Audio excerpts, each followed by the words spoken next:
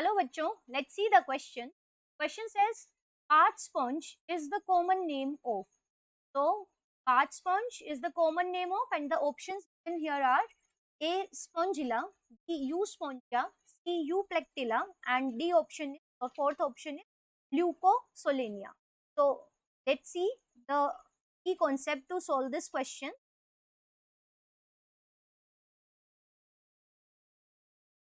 So the key concept to solve this question that we should be knowing about the sponges is what are the sponges and their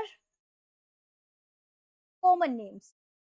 मतलब जो sponges हैं different types की sponges होती क्या है और वो किन किन नामों से जानी जाती है, क्यों और क्यों. ठीक है, तो यहाँ पे जो गिवन ऑप्शंस हैं वो सारे स्पंजेस के हैं. So let's see what are sponges. So sponges are the animals.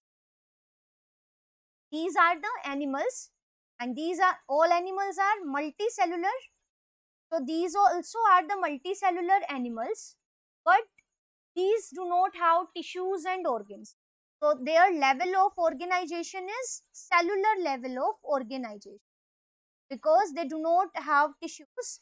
So cells are only there or cells independently अपना काम कर रही है with a very little division of labor. So cellular level of organization there. And these sponges, they are the members of phylum Porifera. जो phylum Porifera के members हैं, it means are the animals which have pores all over their body. तो ऐसे जो pore bearing animals हैं उनको हम Porifera के अंदर रखते हैं और इनको कॉमनली हम स्पंजेस कहते हैं. pore bearing animals. अब हमें डिफरेंट एग्जांपल्स गिवन है यहाँ पे स्पंजेस के, तो हमें वन बाय वन इनको देखना होगा ये पता लगाने के लिए कि इनमें से कौन सी स्पंज को हम बाथ स्पंज कहते हैं. So let's see these one by one. So first is spongilla. Look, जो sponges हैं generally they are marine. It means they live in salty water. But जो spongilla है that is a fresh water sponge because it lives in fresh water. तो spongilla को हम fresh water sponge के नाम से जानते हैं. तो bath sponge इसका common name नहीं है. Rather it is known as fresh water sponge. जो दूसरा example given है that is Euspongia. So Euspongia is known as the bath sponge. Is known as the bath sponge. क्यों कहते हैं इसको bath sponge? Because इसके skeleton को, जो इसका dried skeleton है, उसको use किया जाता है in bathing, मतलब नहाने में, नहाने के काम में, और जो आपके vehicles हैं उनकी washing में और cleaning purpose के लिए इसको use किया जाता है. So it is called the bath sponge because its skeleton, इसका जो dried skeleton है, जो sponges का skeleton है वो बना होता है spicules और spongin fibers से. यहाँ पे spicules और spongin fibers होते हैं, तो इनका जो skeleton है that is dried and it is used in bathing. जो हम नहाने के टाइम पे sponge use करते हैं that is actually the skeleton of this U sponge. So that's the reason it is called the bath sponge. So right answer तो हमें यहीं से मिल गया है, bath sponge is Euspongia. But if we look further at other two options, तो अगला option है Euplectilla.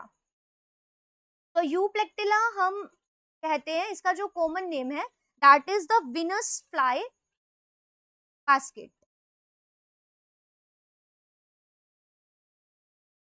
इसका जो Venus flower basket है इसका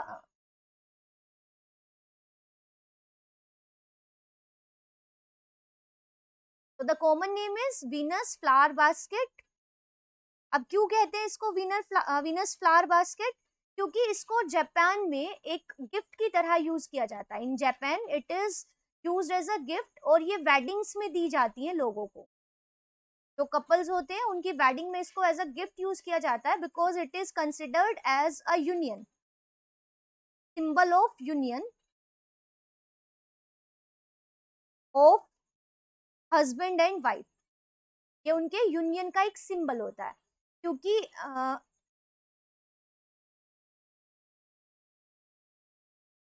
तो इस पर्पस की वजह से इसको हम वीनस फ्लावर बास्केट के नाम से जानते हैं. और जो ऑप्शन डी है आपका दैट इज ल्यूकोसोलेनिया.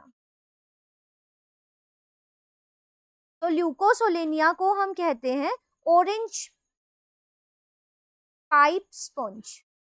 अब पाइप स्पॉन्ज इसको हमने क्यों कहा?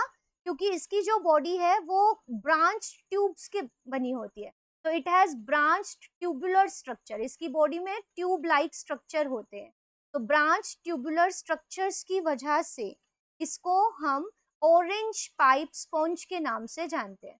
तो out of these now we are